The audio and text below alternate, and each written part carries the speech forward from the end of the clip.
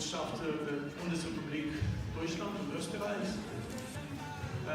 sehr geehrte Gäste von Vater und Sohn, liebe Kolleginnen und Schüler. Es ist eine große Freude und Ehre, den Tag der deutschen Sprache in unserer Schule Für den Hausherrn, И у нас есть небольшой подарок для директора школы. der Direktor.